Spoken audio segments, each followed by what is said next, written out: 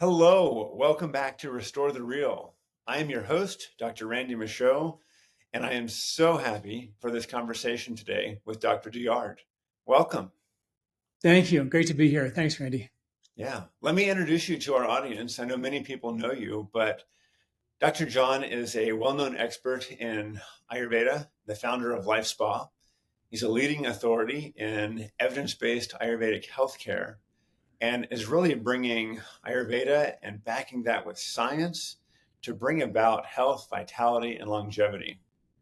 You're the author of several best-selling books, chiropractor, sports medicine specialist, and as I have listened to videos and to different podcasts that you've been on, I really love how you are bringing these ancient, time-tested tools to the forefront and seeing how the science is backing that up and just providing information tools for people to really know what health is and to begin to live that. So super excited for our conversation today. Yeah, thanks for having me. Really appreciate it. If you would, I would love to know, like, you got into Ayurvedic medicine back in the 80s. Was there something that drew you to that? um, I was actually in chiropractic college at the time. I was taking a 500-hour acupuncture certification, and I heard the word Ayurveda, and I was like, "What? There's a traditional system of medicine from like India, ancient India." And I don't know, ancient wisdom always intrigued me. And so then I went to a lecture to hear about Ayurveda, and it was a meditation slash Ayurvedic lecture. And I was training for an Ironman at the time. And after the lecture, I went up to the guy and I said, "Hey, what do you think about an Ironman?" And he goes, "Well, what is that?" And I said, "Well, it's a 2.5 mile swim, you know, um, and a 112-mile bike and a 26-mile run." And he looked at me and he said, "Why do you do that?" It was an Indian guy, right? He never heard of such a thing. This was like in the 80s. And I said, and I had no answer for that. I was like, I've I've never thought about why I did it, just because I could. And he looked at me like I was kind of an idiot and said, "Do you meditate?" And I was like, "Yeah, I do meditate." And then he said, "Do you sleep while you meditate?" And I was like, "Deeply, I get this really deep sleep." And then he looked at me again like I was an idiot and said, "Meditation is different than sleep. When you sleep, you're completely out. But when you're meditating, you're supposed to be alert and resting at the same time. It's like a coexistence of opposites." And I was like, "Oh, wow." And he goes, "You're exhausted. You shouldn't be doing what you're doing." I said, "But wait a minute. What if I was able to meditate and not fall asleep? Can I do all that stuff?" And he said, "Yeah, yeah, yeah." And I think he wanted to get rid of me at that point in time. But I just sort of took it as my marching orders to basically, you know, train less, meditate more. I started going on meditation retreats. And then I went on a 2-week meditation retreat and came back sort of shot out of a cannon. I remember I was working out with my dear friend. He was an Olympic volleyball player, actually the guy who started ART, Michael Leahy. You probably know him. And we went to school together. And we used to hop these stairs, these bleachers on one leg. And he was a volleyball expert, really good. And I was not and couldn't jump. But I was just, we jump on, we'd hop up on one leg until you fatigue your right, and then hop up on your left until you fatigue your left. And I couldn't fatigue my right leg. And he looked at me like, "What are you doing? Are you on some drug?" Because we worked out every week. And he started meditating the week after, and I started competing at a much higher level in my triathlon. Started, placing and winning some medals, and never becoming great, but way better than I was just by getting this deep, deep rest. So that just sort of like, whoa, something about this whole meditation thing, this whole something about less is more. And I had this kind of runner's high experience, which lasted for about 6 weeks, and I was fascinated by that. And that's what got me when I had a chance to go to India in 1986 and study Ayurveda. I stayed there, and went there for a couple of weeks to just see if I could, get my feet wet. Ended up staying there for a year and a half, met Deepak Chopra there, came back, ran his Ayurvedic center for 8 years, and started doing research on nose breathing versus mouth breathing and Ayurveda. And I ended up started teaching medical doctors, which made me kind of have to. Here I am, we're at a chiropractor teaching medical doctors Ayurveda, right? So I needed to find the science to kind of back it up. And that's what got me launched into doing the ancient wisdom and the modern science together. And I've been doing that ever since. That's awesome. That's so fascinating. And it's, I love to hear how your story, I love hearing people's stories and how things came to be. And it had to be amazing to see this meditation, this whole new, something simple, rest, allowing the body to heal, and what that did for your body and your mind, and the ability then to just perform on many levels at a greater rate. I found that too with meditation. It's just remarkable. Um, as you as you got into this and began teaching, and you brought up breath, what were some of the big things that you learned with mouth breathing versus nose breathing? Because now we're hearing more about that. Still very a new thing, but what were some of the differences? What was the benefit of that? Yeah, I mean, I wrote a book about it. My first book was Body, Mind, and Sport, and it was about the research we did and published studies back in the early 1990s on the difference between nose breathing and mouth breathing during exercise. So we had a group of high school athletes um, kind of come into the clinic and one day do nose breathing workout on an exercise bike, 200 watts of resistance, which is a pretty good workout. And then they came back the next day, did mouth breathing, one day not mouth breathing, one day nose breathing. And we measured the difference. And it was sort of mind boggling. We saw that when they were mouth breathing, their brain went into a fight or flight state, like their brain waves. We'd actually did brainwave studies, and their brain went into what's called beta activity, which is when you're like driving around in traffic and you're sort of stressed out. That's what they did. And you sort of expect that. Exercise is a stress, so the body would respond to exercise as stress. But I was trying to replicate the runner's high, which was like my best race is my easiest race, where you would, you know, where Billie Jean King, who did the forward to my book, she said it perfectly. She said, I would transport myself beyond the turmoil of the court to a place of total peace and calm. And that's kind of what I experienced doing that meditation retreat, coming back and then training again. I was like, wait a minute, I need to somehow figure out how to do this again and again and again. Because for me, it lasted for like about a month or so, and then it disappeared. And I was like, damn, I want to get that back. So that's when we started doing research. So when they came back the next day and they did nose breathing exercise, their brain went into a meditative calm alpha state. So alpha is more of a meditative brainwave pattern. And not only did the brainwave go into alpha during vigorous exercise, right? So just imagine running as fast as you can, but your brain responding to that as a meditation. That's what we found and published. And also the different parts of the brain were doing the same thing. It's called brainwave coherence. So it wasn't like, usually when you're stressed out, you're thinking about this, I got to go here, I got to go here. And all your parts of your brain are doing different stuff, like sort of multitasking, which sounds good, but it's not, right? Um, but all of the parts of the brain were doing the same thing. And which was even better, it just keeps getting better. The fight or flight nervous system, which normally goes to 100% during exercise, in our study, we only went up 50%. And the parasympathetic system, the rest rejuvenative system that usually zeroes out during exercise, came up 50%. So we had the two opposite nervous systems coexisting. And that was the thing that really blew me away, because now we had proof. Not only do we have brainwave and a meditative calm during vigorous exercise, which would be sort of a runner's high-esque thing, but we had the coexistence of opposites. What that Ayurvedic doctor told me way back when, he said, the brain is alert and resting at the same time.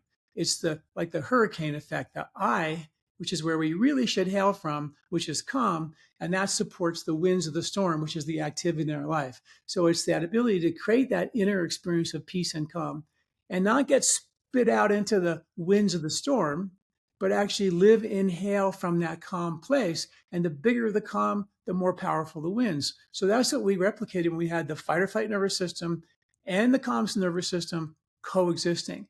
And we measured their breath rates. When they're mouth breathing, they were breathing on average 48 breaths per minute. And they came back the next day, same kids, their nose breathing, their breath rates were 14 breaths per minute. So imagine, running as fast as you could next to guys, competing next to someone, and they're breathing at 48 breaths per minute, you're breathing at 14. I mean, and we did a Borg scale of perceived exertion, which is like on a scale of 1 to 10, how are you feeling in terms of exertion?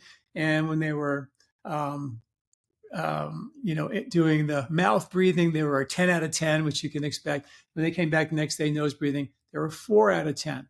So you think about the competitive advantage doing the same work.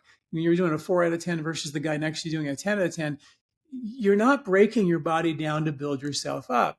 You create that eye of the storm effect where the bigger the calm, the more powerful the winds. And that, what I really love about it is it's really a model for life stress. It's not just like, okay, only about exercise. It's about how do I take that calm off the mat into my life so I'm not, dodging refrigerators and tree trunks out in the winds of the storm, getting beat up all day long. And that's how most people feel, right? They just feel like Yeah. life is such a stressor, and it doesn't have to be. And it's one of those things that there's not even an awareness in many cases to how people are breathing because we've never been taught, and life's and the stress that happens just starts to dictate that we do breathe through our mouth and very shallow. And that does, it creates this storm. And I love that analogy. It's perfect. As I mentioned before, my wife is studying to become a breathwork facilitator, and we've been kind of going down this path of really deep work on ourselves. And I would say we're both 48, and we feel like we're just beginning to discover who we really are. Kind of sad that it's taken 48 years to find that. But breath has been so intricate, and meditation has been so integral in this. And I've personally found, as I've done different guided breathwork sessions, that to me, I feel this unconditional love as I am doing the breathwork. And it doesn't always show up that way for some people when they're doing these sessions. It can be anger can come out, rage can come out. But I find that I think even I love the performance aspect of it. Where I'm at right now is seeing how much the breath can actually heal the emotional, the trauma, the turmoil that people have been through, and it does so in such a, I think, innate and beautiful way, kind of respecting what the body can work on in the moment, what the body is willing to release and able to release, and how the breath, raising up that parasympathetic side, enables that to happen. Um, and personally, it's been so profound, and I've learned so many things about myself. Um, and so, could you speak to that for a minute? I mean, I love what's happening performance-wise, and I've experienced some of that. But on this spiritual, emotional side, what have you seen with that, with the breath? What you're talking about is something called interoreception. We have proprioception where we feel things with our fingers, whatever, and then there's interoreception where we actually have sort of internal proprioceptors that give us heightened states of self-awareness, so we can actually perceive the real from the non-real. In other words, that when you actually do breathing and you kind of amplify a more parasympathetic dominant state, the body becomes more self-aware. So from the Ayurvedic side, they were all like, okay, we believe that when you die, that you're a spirit, and that when you're alive, you're also spirit, right? You don't just die and then become a spirit. You're actually a spirit and a body at the same time. But we don't have any recognition that we're a spirit until we die. And then we hope that we're a spirit because then something continues, right? Well, in Ayurveda, we're like, well, why do you have to wait till you're dead to find out you're a spirit? Why can't you have that experience now? How do we thin the veil, right, between the physical and the spiritual now? Which is really what Ayurveda is truly about, is to kind of wake up that full internal potential. And breathing becomes the mechanism for that. So many of the breathing techniques, I did articles on my website about all the different breathing techniques and the science behind them, and many of them, well, every one of the breathing techniques that I research increase what's called neuroplasticity. Neuroplasticity means that we have the ability to change old emotional patterns of behavior in the brain.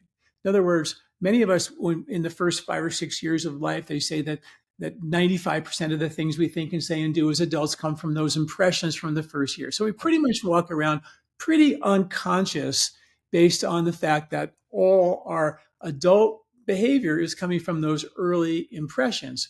So Ayurveda was like, well, how do we become conscious? How do we wake that up? Well, when you breathe, you actually create a level of self awareness that gives you the ability to see clearly, have the awareness of not just door number one, the one that you've been driving down every day of your life, responding to the same stresses of your life, go home for the holidays and you act like a 4-year-old again with your parents and all that kind of stuff, right? You actually, that's the door number one, that we always do the same dumb thing again and again and again in our lives.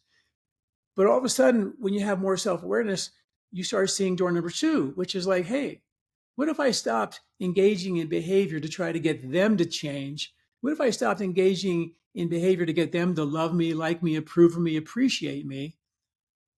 What if I just started walking down this door, what I just did me, without any expectation to get anything in return? Like, I'm not doing it for a reward chemistry. I'm doing it for sort of a eudaimonic perspective, which means for the love of it. There was a really interesting study where they had two groups of people that gave a gift. And one group gave the gift in a hedonistic way, where they gave the gift, but they wanted to get something in return. They wanted you to say, "Oh, you're so great! That gift was so awesome! Like you're so, oh man, you're like the best gift giver, right?" You all know people like that. They just can't get enough praise, right? Yep. Um, and then the second group gave the gift in a eudaimonic way. Which means they didn't have any expectation to get anything in return. They just gave the gift because they loved giving the gift. When they gave in a hedonistic way, it had a negative effect on the genetic code, on the epigenetics of the person they were giving the gift to. So they can tell you were just doing it for self, gain, for getting some reward. But when they gave in a eudaimonic way, it had a positive effect on the genetic code of that person. So when you actually start becoming more self-aware, activate those interoreceptors to become more self-aware, to see door number one from door number two, the real from the non-real, right? And you start taking action. That's the key. You take action based on the fact that, hey, I see now that when I go home for the holidays, my mom's kind of like telling you how to cook it and how to do this and how to do that. And it's driving me crazy. They just keep telling me what to do. And I react to that version of them, which is a version of them that's trying to get you to love them. So they're trying to manipulate you to love them while you're reacting to a version of them, which is based on a version of you that's not loving them fully, because your mind is now engaged in behavior, reacting to the version of them as opposed to just doing you. Door number two versus door number one. I don't know if that all makes sense, but the, the idea is that we have to become more self aware in real time to see when we're actually engaging in behavior that is either serving us or not serving us. And a lot of those old childhood behaviors, a lot of them still serve us, but a lot of them don't. And Right. that's when we become aware of that, that's when we have to take action to free ourselves. And that's what the breathing does. It gives you the awareness of door number two. So you can go, you know what? I'm gonna I'm gonna let my mom's manipulation go by, and I'm gonna just love her, because what I see her really doing is just trying to get me to love her. You know, Yep. because now she's just trying to say, I know how to cook this, and don't you want to appreciate me for telling you how to cook it this way, not your stupid way?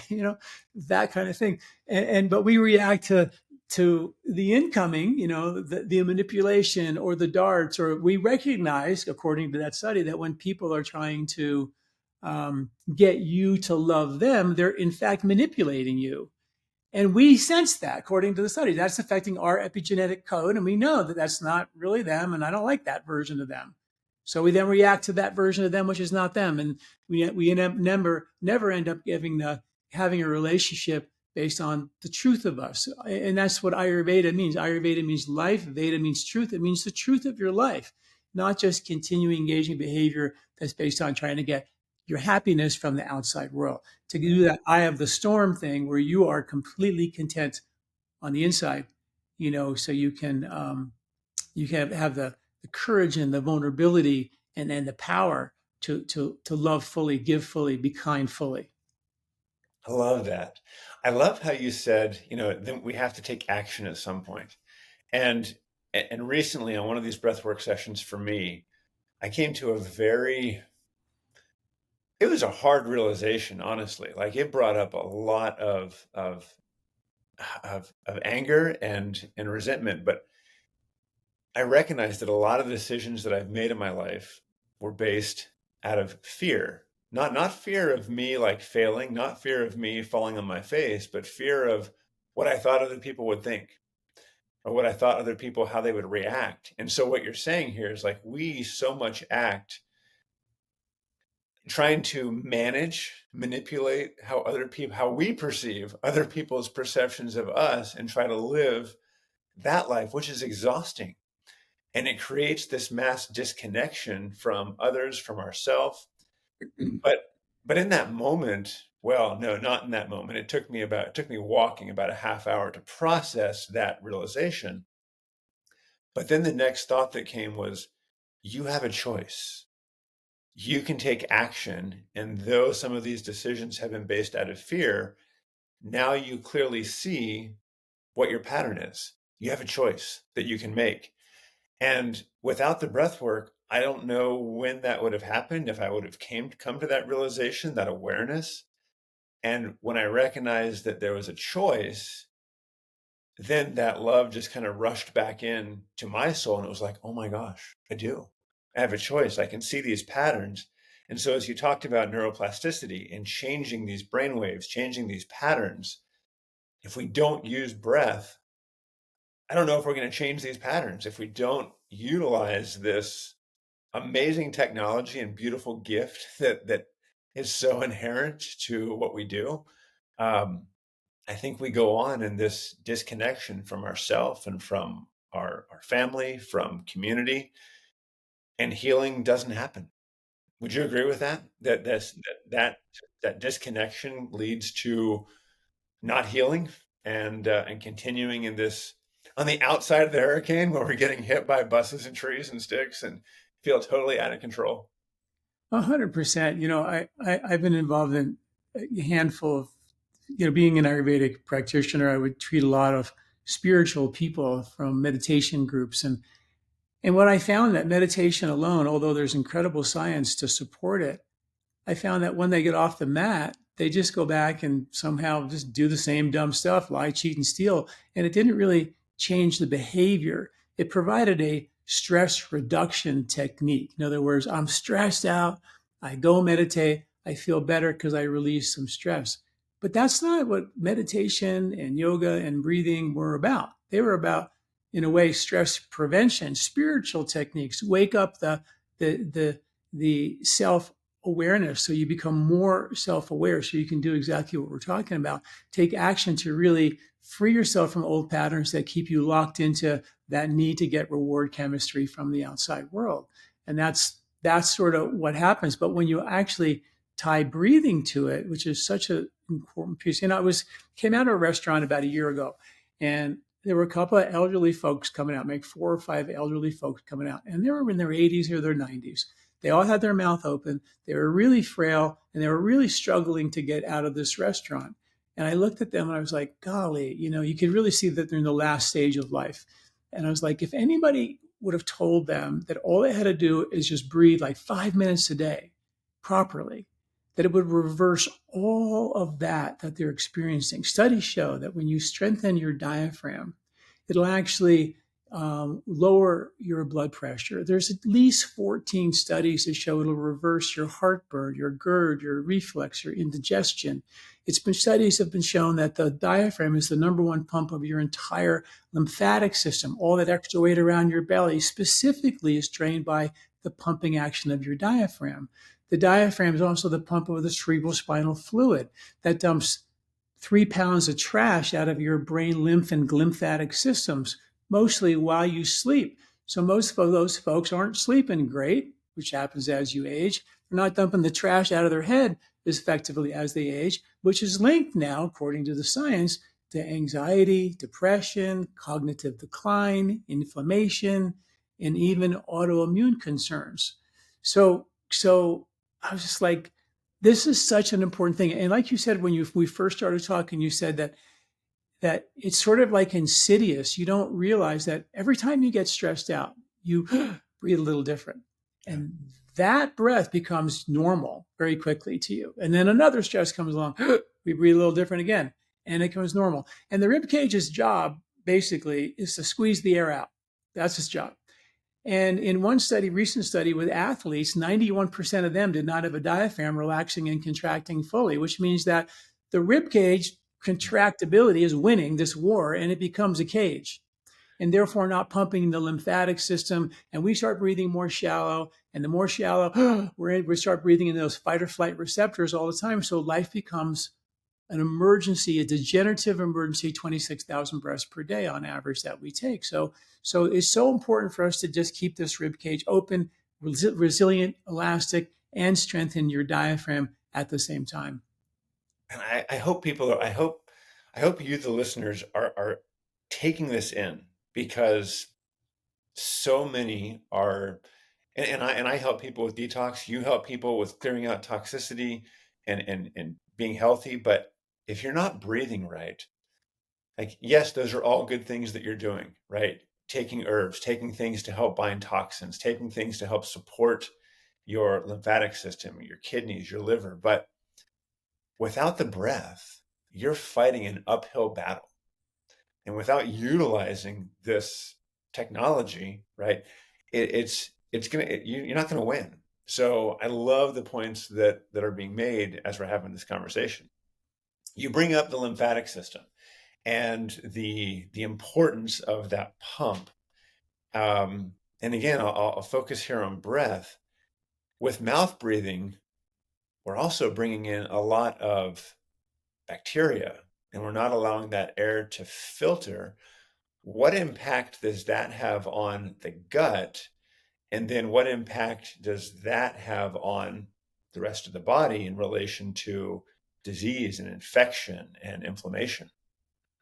Well, yeah, it's really huge. I mean, this is why in Ayurveda they put so much attention on oral hygiene because it's such an important piece of the puzzle. When you breathe through your mouth, and particularly at night while you sleep, or if you wake up with a dry mouth, which is very common, there's about 1,000 different bacteria in your mouth that are antibiotic bacteria that kill bacteria that could be opportunistic, particularly one called Streptococcus mutans, which is the one that causes the plaque on your teeth. And if your mouth dries out, you lose those good bacteria, and then that plaque begins to form, irritate the gums. And the entry point for that bug to get into your bloodstream is through your gum tissue. And there was a study that showed that 63% of the calcium plaque in your arteries in your heart come from that bug, Streptococcus mutans, that came from your mouth because we were initially opening our mouth more, altering the environment so your natural protective bugs can't really thrive. And now there's new research showing that same bug is responsible for the plaque in your brain related to Alzheimer's disease. So when you close your mouth at night while you're sleeping, and whenever you close, breathing through your nose, which is what our research was about, you produce a gas right here in the paranasal sinuses called nitric oxide, which research on won the Nobel Prize in 1998 as the panacea gas that like cured everything, right? And so it turns out when you breathe through your mouth, you produce like zero nitric oxide. But when you breathe through your nose, you produce all this nitric oxide, which is one of the most powerful antiviral gases. So if you went to bed at night after talking to a bunch of people all day long, exposing your respiratory tract to all kinds of bacteria and viruses, then you go to bed and close your mouth the way we were designed historically. Many of our ancestors trained their children to breathe through their nose at night. Then you would breathe in that nitric oxide gas and wash your respiratory tract with this antiviral, antimicrobial gas to protect you from getting sick. It's really all about this gas is an antiviral gas, but at the end of the day, it's those bad bugs that are opportunistic in your mouth. They actually go into your gut and they alter your microbiome. They alter the environment in your gut, in your digestion. And that gut microbiome is what's called bidirectionally related to your respiratory microbiome. And if your bugs in your lungs, which they used to think were sterile, but they're not, and the bugs in your gut are altered, then both your gut and your respiratory immunity and your digestion is going to be compromised. So many people go, oh, wheat's bad, dairy's bad, corn's bad, nuts, seeds, grains, lectins, all this stuff is bad, and therefore don't eat it. And we're being told by many experts that don't eat, don't eat, don't eat, and eat these really like carnivore, but really extreme diets, right? Where we don't realize that those harder to digest foods create a little bit of irritation on the intestinal lining that cause what's called gut immunity, which is 70% of your immune response. And when you bubble wrap your diet and take all the food out of your diet because you can't digest it well, then you become much more vulnerable to compromised immunity. And there's really good science to prove it. There was a crazy study done with Amish kids. And Amish kids had the highest rates. They have they have the lowest rates of asthma on the planet. And then their genetic cousins that came from the same valley in Switzerland called the Hutterites, when they came to America, they became sterile, modern dairy farmers. But the Amish kids, they run barefoot in the barns and they have cows as pets and everything. And they have the lowest rates of asthma on the planet. The Hutterites, the highest rates of asthma on the planet. So really good like pool to measure. And they went into the barns and they measured the dust in the barn that these kids were running around in all day long. And they found that the dust, the irritant, was creating a hormetic effect in the respiratory tract of these Amish kids that caused an immune response against them ever getting asthma. And to this day have the lowest rates of asthma on the planet.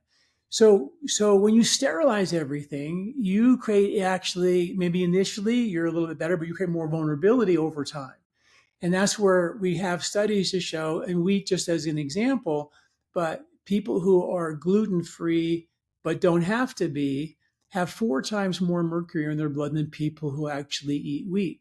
People who are gluten free but don't have to be have significantly less good bugs, less killer T cells, and more bad bugs in their gut than people who eat wheat. So the studies are in with regard to the fact that we need these foods that have been coming out of the ground. We've been eating these foods for millions of years. We found gluten in the teeth of ancient humans 3.5 million years ago.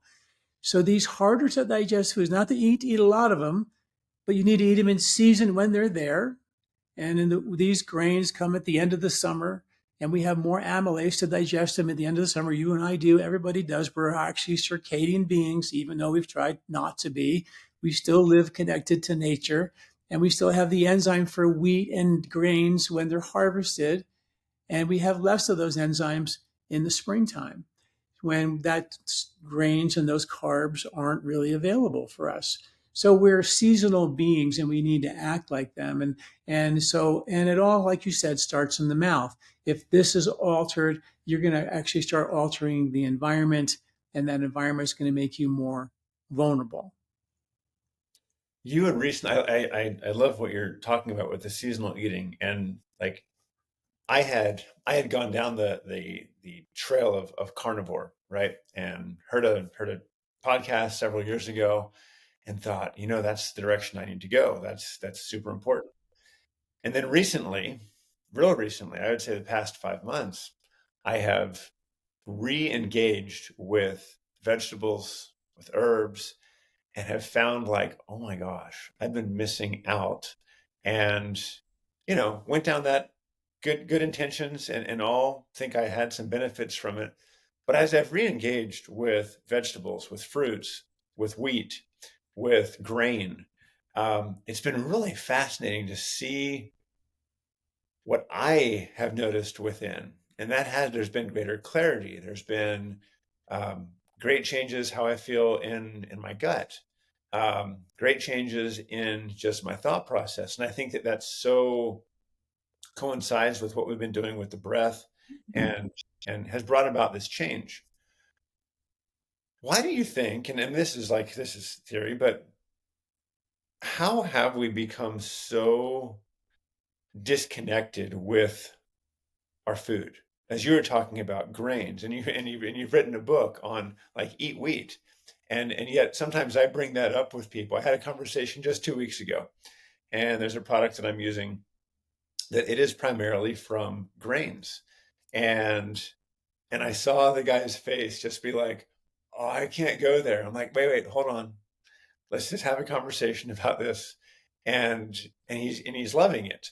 But where does this disconnection come from grains, from foods that are have been around for centuries, millennia, and yet now it's like, nope, gotta exclude whole food groups to actually be healthy. And there's no other way to be healthy unless we exclude like a whole food group and just focus on this. I think when I first got into practice, and probably when you did too, it was really, I got in practice in 1984. And we had probiotics back then, back in the dark ages. We also had the knowledge of taking people off of wheat and dairy to make them feel better. And it became very clear to me that I would take them off of wheat and dairy, they'd feel better, but then they'd come back a couple of months later and the problems would come back slowly. That we weren't actually fixing anything by taking these foods out of the diet. In fact, the science shows we make them actually more vulnerable. Our And the reason I think, to answer your question, is I think because people don't feel good eating it. When they eat wheat, they feel bad. They bloat, they get brain fog, they get a skin rash. So they go, oh, it's bad. The food's got to be bad. And my case was the food. Yes, there are hybridized versions. There's glyphosate. Yep. Obviously, you want to eat the cleanest food that you can because those pesticides and insecticides, according to the science, actually kill the microbes in your mouth that actually make the enzymes called DPP4 to help you break down the wheat and the gluten, right? So if you don't, and there's here, and I'll quote a study for folks, if you don't break down your proteins, which is your gluten and the lectins and the nightshades and the goitrogens and the oxalates and the beans and all that and the fats, which are the environmental pollutants, so to the tune of 70 million tons of toxic chemicals are dumped in our atmosphere every year from the EPA, according to the EPA, that filter down on the air we breathe and the food we eat and the water we drink. So we're taking in all this stuff, the fats and the protein that are very hard and difficult for us to digest. And as a result, if you don't break them down completely, the studies show they will be too big to get into your bloodstream and nourish you. They'll get uptaken into the garbage can, which is the lymphatic collecting ducts in your intestinal tract. So they get sucked into your lymph. They cause extra weight around your belly. They get into your skin associated lymphatic tissue. They give you a skin rash. They go into your brain glymphatic and lymphatic systems, which actually cause cognitive decline and brain fogs and food comas. So now we go, yeah, I eat wheat. I feel so foggy in my brain. My skin gets broken out. It's got to be the wheat. And if you track it back to the upstream cause, it's a breakdown in your ability to break down hard to digest proteins with stomach acid, your ability to not produce enough bile from your liver, which is caused by seed oils and processed foods that create liver bile sludge that make your stomach acid and your bile flow and your pancreatic and duodenal enzymes significantly compromised. This has been going on for decades. So people say, well, just take digestive enzymes, it'll solve your problem. Well, yeah, but that's just doing the job for you. Right. What about me getting rebooted to do it myself, clean up my diet, reboot function, restore digestive strength, as opposed to just taking the food out of the diet, which, yes, we should do initially. But these symptoms are oftentimes just a canary in the coal mine saying, hey, you know what, there's a bigger problem here. And it's more important than just like, okay, I can take all that stuff out of my diet and eat a carnivore diet, get ripped abs, feel really good, and have all these benefits according to the new extreme diet or a vegan diet or whatever it is that you're on. But if that extreme diet is because you didn't digest other foods well, then that's a red flag. We need to kind of say, hey, how do we go back and fix that? Because our digestive strength, how you digest this diverse amount of foods that this planet provides for us, is directly linked to your detoxification ability. And we do live in a toxic world. And if you can't digest well, you can't detoxify well. And most of these toxins find their way through the blood-brain barrier into the brain, lymph, and lymphatic system. They affect your cognitive function over time. The master computer doesn't know how many fire trucks you sent anymore to the fire on Main Street. And now you have an immune compromise or an autoimmune issue where you send 100 fire trucks or one fire truck. The body doesn't really know how to respond to to those immune events because the master computer is congested because you didn't digest well and therefore you didn't detoxify well. And your lymphatic system, like in Ayurveda, they talk about the lymphatic system, they call it rasa, and the study of the lymph is called rasayana, and that is one branch of Ayurveda that is studied exclusively for longevity. So their whole system of longevity was about understanding how the body takes the trash out, carries your immune system, and that's what your lymphatic system is doing. And breathing, as we began with, that diaphragm is the number one pump of your body's lymphatic system. And if that's not working well, you're going to have lymphatic compromise, and all these things will trickle down as a result of that. I love the analogies that you use. They're so like, oh, it makes so much sense. And I know people are getting so much out of the conversation. When we look at these different systems and you talk about detox and we're in a toxic environment and stop eating certain foods, how does someone start to reconnect? Because there's so many voices and so many things that are pulling one way or the other, and we've gotten very reductionist. I heard a friend of mine the other day. He said, if you get a cold, if you get sick, many people think the first thing of what do I need to take? And he said, I would ask, what do I need to do? What do I need to change about my lifestyle that allowed myself to get here to where my body is not responding to things? And clearly there are things that we can take as well, but we've seemed to become very reductionist and a pill for every disease. And as you're bringing Ayurvedic medicine and combining that with science, how do you help people see to get this connection back with their environment, with their food? They may be afraid. I don't want to try this food. It like lights me up every time, and the fire trucks are raging. The fire is raging. How do you begin to help people come back to a state of balance? And does that exist, a state of connection just with environment and with the foods and the many healing properties of the foods that we have available to us? Well, that's a loaded question. There's so much There's a lot. out there for sure. But what I would suggest is that, the first step to getting connected with nature is to get the right bugs from nature in your gut at the right time of year.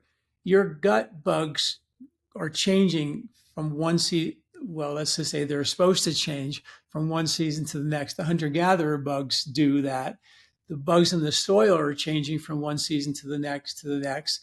And there's bugs on these foods that we eat, if we eat plants, that have what are called bacterial endophytes that actually have been shown to have a synergistic relationship with the plant, just like your bugs in your gut have a synergistic relationship with others. Take all the bugs out of us, we're a completely different person. All of a sudden, I would change my career. I would be an artist to an engineer because my bugs have such an effect on my brain chemistry, my emotions, and my likes and dislikes, right? So when you start inoculating your gut with the right bugs for every season, these bacterial endophytes actually support the biochemistry, the immunity, the benefits of the plant are amped up by the microbiome of the plant. But we have something called the microbial diversity issue, which has been studied to be an extinction event in the West. They took poop from ancient humans in museums in New Mexico and Arizona, and they figured out a way to measure their microbiome. And when they did that, and these poops were like 1,000 years old, mummies, old mummies, and they figured out how to measure it, and they saw such an incredible diversity of microbiome in their microbes in their gut, and they compared it to modern humans, and they said our lack of diversity is an extinction event. So we need to figure out a way to get more of those diverse bugs in our gut the very best way that we can. And the best way to do that is eat things in season. The carnivore diet is a diet that everybody thinks is like the macho man diet, right? Because I'm eating meat. Well, meat doesn't have any anti-nutrients on it. Meat is a very easy form of protein and calories to ingest. Plants have anti-nutrients that are chemicals that protect them against predators. So it's a much more macho man diet to eat a plant-based diet, for sure. You need stronger digestion, therefore stronger detoxification, therefore stronger immunity than if you were just eating meat only. Now, there's a season for meat. The winter time is a meat eating time of the year. The springtime is an austere time of the year where you would probably hunt a little bit. There's no carbohydrates. Um, there's no pasta or pizza coming out of the ground in the spring. It's a fasting, calorie restricted, force the body to burn its own fat time of the year. And there's bugs in your gut called actinobacteria that proliferate in most people's gut in the spring to help them burn fat as fuel. It's the time of the year to burn fat as fuel, lose all the weight, clean up, the holiday food, take care of business. Come summer, the bugs in the gut change to what are called bacteria deets, which help you digest carbohydrates, which start to happen towards the end of the summer. The fruits and the grains and the complex carbohydrates that give you an overwhelming amount of energy that we would store as reserve fuel, extra fat as insulation to make it through the winter. And that's kind of how it would work.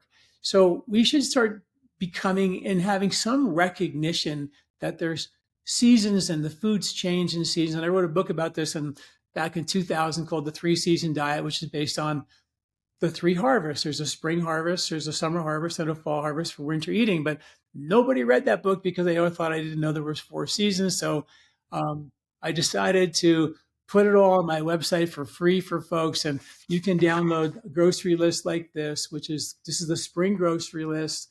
And it's all the foods that come out in the spring from all over the world that have the properties of spring properties. Circle the foods on this that you like and give yourself permission to eat more of those foods.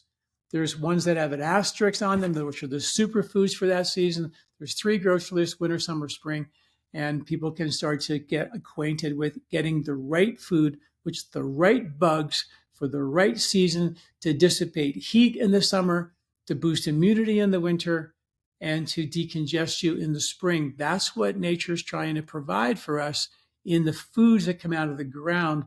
The foods are the antidote to the extreme of that season. Think about winter. It's cold and dry. So the squirrels are eating nuts and seeds that are lubricate and warm and fatty. In the spring, there's nothing coming around. Bitter roots, dandelion roots, and burdock root, and leafy greens that are going to scrub the villi and clean all the excess mucus in a mucus-making, rainy, muddy season of spring, an allergy season. In the summer, you get fruits and vegetables which cool you from the excess heat of summer. It's really super logical. I don't understand why no one's grabbing onto that because it's like the most all of our ancestors did this. This was like not anything new, except now we have to say, well, I'm going to be this diet or this extreme diet or this diet. And it's many of those diets are part of nature, right? Like a high carbohydrate diet is end of summer. The high protein, high fat diet is sort of a winter diet. A calorie restricted low carb diet is a spring diet. I mean, this is all happens in nature naturally, but we don't do them all the time. We do them in the right season because the Mother Nature's nutritional cycle is annual, not daily. You don't get all of your RDA met every day. You actually get that done seasonally. There's rebuilding seasons, detoxifying seasons. It all makes sense if we just tie ourselves back to the rhythms of nature. So I say that would be one thing to do, super simple. The other thing is, there's an old saying that says, if you eat standing up, death looks over your shoulder. That's an old Ayurvedic saying.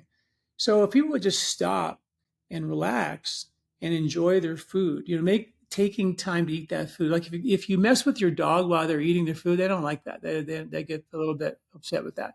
So in the same way, if we would just stop and, take some time, relax, eat the food. And then there's, of course, herbs you can do that don't just do the job of digesting for you. They can actually reboot your digestive function, which is, such an important piece of the puzzle is to get this body to do the job as opposed to do the job for the body and therefore become dependent on that pill, powder, or eventually medication. There are 2 things that I take from what you just said that I think are very profound. One of them is by looking at the seasons and what is being produced, and what are the cycles, it gives us this connection back to the earth.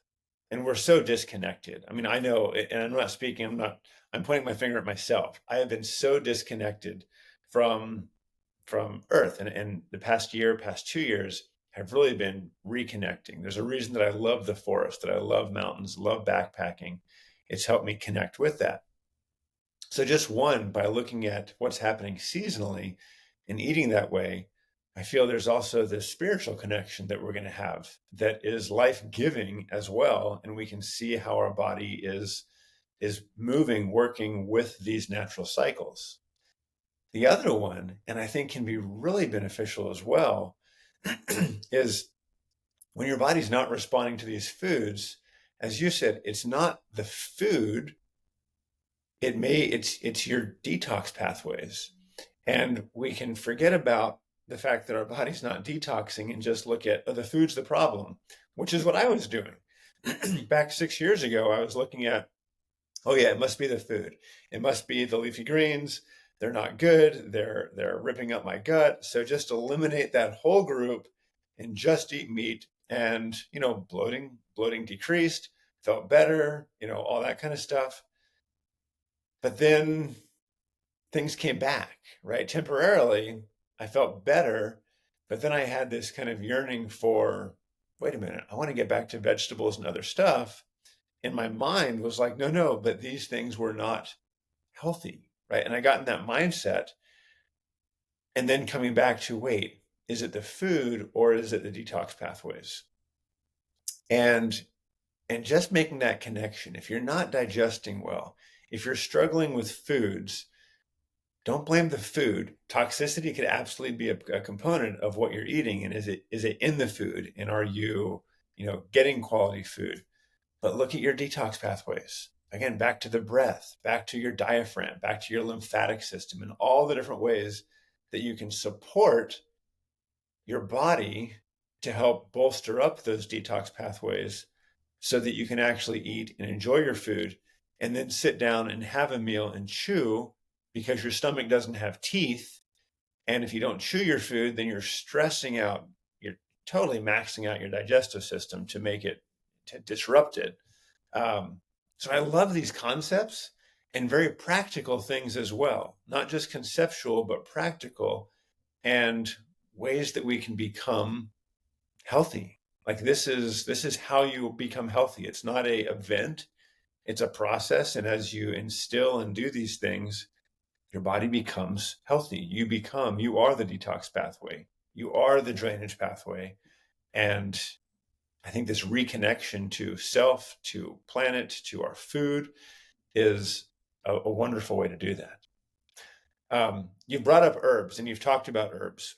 What are some herbs that can aid in digestion? They're not going to take the place, right? We don't necessarily want to give something that's going to completely subvert your digestive pathways and enzymes. But what are some things that you use to help people support their detox pathways, and then digestive pathways? Yeah. So, probably the forgotten component of food and cooking is spices, right? I mean, there's cities in Europe that are rich because of the spice trade. Right. That's how they got rich. And so it was like a fascination. And now we have science to show that when you actually put spices on your food, there's when you cook your food, there's damage. There's acrylamides when you cook starches and make toast in the morning that are cancer causing. There's heterocycloamines when you cook your meat and kind of brown the meat. There's reactive oxygen species when you cook any food. All of these are damaging to the body. But when you actually put spice on your food when you cook it or when you ingest it, it actually mitigates that damage. Like that's just crazy that's something that this ancient tradition of spicing your food did for us. But now we just put salt and pepper, you know, and so that's one thing people can do. And the spices that I'd recommend that you use are five: ginger, cumin, coriander, cardamom, and fennel. And so that's ginger, cumin, coriander, cardamom, and fennel. We have a product called Gentle Digest, which is basically all those five spices. And you can make a batch yourself and sprinkle it on your food when you cook it, and get it in your food or on your salad, whatever. Or you can take it as a capsule to help boost your digestive strength. And what's neat about those spices is individually, every one of them has been shown to reboot aspects of your digestion. But when you put it all together, they've been shown in studies, and I've written articles about the science behind this, they'll reboot your ability to make more stomach acid, increase bile flow, increase pancreatic and duodenal enzyme function. And that's your upstream digestive kind of trifecta, is stomach acid, bile flow, pancreatic enzymes, or digestive enzymes. And if that's not working well, then and your diaphragm and breathing has so much to do with that as well. Don't forget that that's going to allow undigested proteins and fats to go into your intestinal tract. They'll act as irritants, and they'll create inflammation in your gut, inflammation in your lymph, extra right around your belly, and then eventually starts bogging down your lymph and creating levels of toxicity and compromised immunity. So that would be one thing that people can do, like super duper simple. And then there's, of course, other things people can do as well. There's probiotics that you can take, but I'm only a fan of what are called colonizing probiotics, which have been proven to adhere to your gut lining and increase the proliferation of permanent bugs. We can get on them, get better, and get off. Like I said, when I got in practice early on, we used probiotics, and they were all transient. So you had to keep taking it forever and ever and ever and ever. And I'm like, wait a minute, this is crazy. People shouldn't have to take probiotics for the rest of their life. No human ever did that until very recently. Why are we doing it now? Well, when you actually create, there was an interesting study. I was writing an article about metabolic health. And I was writing an article, and I was reading about the 2007 microbiome project. And they gave us, this is the first big report on the microbiome. And they gave us two warnings in that was nobody listened to. And the first warning was, don't sterilize everything, that we need to have exposure to these microbes in the soil, which we still sterilize everything.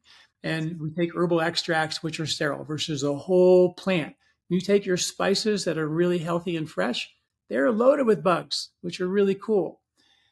And the second warning was that there's something called a horizontal transfer of genetic material. Like you and I have babies, and we transferred our genetic material to our babies vertically, right? So that's vertical transfer. But horizontal means that I would just transfer it to you horizontally, and that's what happens in the microbiome. So a virus enters into your gut, but it doesn't know how to get into your intestinal lining to infect you. So, but there's a microbe in there that already exists, and it knows how to do that. It has genetic material to do that. So those viruses will eventually figure out a way to transfer that genetic material into them. So now they learn how to get into your intestinal lining and infect you. That's called the horizontal transfer of genetic material. This is what they told us in 2007. And they said that the most common source of that transfer is through animal exposure. And all these viruses seem to come from animals. Now we have the bird flu. And they said that the issue, which is the best part of this whole story, wasn't proximity. It wasn't because I just happened to bump up next to this bacteria that had it. It was ecology. It was the environment of the intestinal tract. And that's where eating seasonal food, having a good, healthy digestion upstream, because and eating whole foods, organic the best you can, because if you're not breaking those foods down, they will go incompletely digested. They'll act as an irritant, create inflammation, alter the microbiome, and begin this whole process of degeneration. But if you can actually go and fix the environment by eating seasonal food, the right bugs in the right season, break everything down completely, then those foods actually nourish you versus irritate you. And that was something that, was really mind-boggling to me. I was like, wow, that's exactly what Ayurveda said thousands of years ago. They knew that there were bugs in the gut. They called them krimi, and they said they were invisible or visible. And they said, don't kill them because they could be good or bad, but change the host, change the environment. And that's what we still don't do really. We're beginning to get that, but we still have this tendency to go in there and kill stuff if we don't like them. It's so fascinating just how all these systems, these time tested, these again ancient wisdom, how we go through cycles, and it's like we want to move away from that and find the newest, the greatest thing, but we come back to these things that have been around for millennia, and maybe the science hasn't caught up with it. In many cases, science is now supporting those things. But I wonder sometimes if we rely too much on waiting for the science to prove it versus, you know, it's worked for millennia. So do we really need a test to prove it? It's nice to have that validation, but I love how how you mesh these two worlds together. And it's beneficial, it's needed, it's necessary, and it reconnects us to like really who we are. And I think going back to the beginning of the conversation, recognizing that we don't need this external, I'll say, validation. Everything we need is within us. We just need to do things in a way that are supporting that are helping our environment, that are helping our connection with self, with earth, with community, with our food. Um, and so this conversation has been fascinating. I think I could sit and listen and ask questions for the next several hours. And but I appreciate your time. I appreciate the level of love that you have for life and for bringing this to the world, because it absolutely shows as you teach and as you share these things. Any final thoughts? Any things that you would share as a final thought, and then where can people find you? Yeah. Oh, thank you, Randy. This has been great. It's so neat to have a conversation with someone so like-minded. I feel like we're preaching to the choir, both of us, because I think we both feel and believe the same things. And I agree. This ancient wisdom. You know, the cool thing about when I started doing research on Ayurveda, ancient wisdom, and modern science, I thought I would write like 2 or 3 articles and I'd be done. But on my website at lifespa.com, we have 1,500 articles, all evidence based, which means that the research is there. It's really there, but they don't know even half the time that they're studying an ancient principle. So what I've been able to do is I just love. So I found like that's what I kind of was supposed to do when I grew up, was to actually do this ancient wisdom, modern science thing, because I love putting those dots together. Take this ancient principle, find the science together, put it together, and go. You know what? Science alone can tell you coffee's good or coffee's bad. So is it good or bad? Do you really know? Do you know if dairy's good, dairy's bad, soy's good, soy's bad? Who really can tell? Because I can give you science on both sides of that equation that are both, is a high protein diet good? Is a low protein diet good? Are carbs good? Carbs bad? Is carnivore good? Carnivore bad? We can find science on both sides. It's very confusing. But when you have something that's been around for 1,000 years and still around today, and there's modern science to prove it, I kind of feel like that's a good place to start, you know, and then you can decide whether coffee is good for you or good or bad for you. Maybe it's a seasonal thing, but we can kind of dig into the details of what our ancestors did in this regard, and then kind of take the science and then put it together and get a little bit more, I think, a deeper insight. I have a website called lifespa.com, and we have like all those articles and videos there are for free. People can, search up their health topic, find out what they like, learn more about. The whole idea is that people would get some self-help and things that they can learn about how to treat themselves in a natural way, help get the body to do the job and not just get dependent on a pill or a powder to do it for you. That's the ultimate goal. And of course, we have an Ayurvedic store there at lifespa.com or store.lifespa.com. You can get all of our organic herbs, and I have all my books there as well. And so a wealth of information. And we have a newsletter you can sign up for, and I'm on all the social channels as well. So yeah, become a part of our family. And I think I think my folks would love what you're doing as well, Randy. So we'll join forces and team up. Yeah, love it. Thank you so much. Appreciate who you are and what you're doing. I've loved this conversation, and it's just been so valuable, and people are going to get so much out of it. So I appreciate you. Be blessed. And as always, keep it real. Thanks for listening. Bye. Thank you, Andy.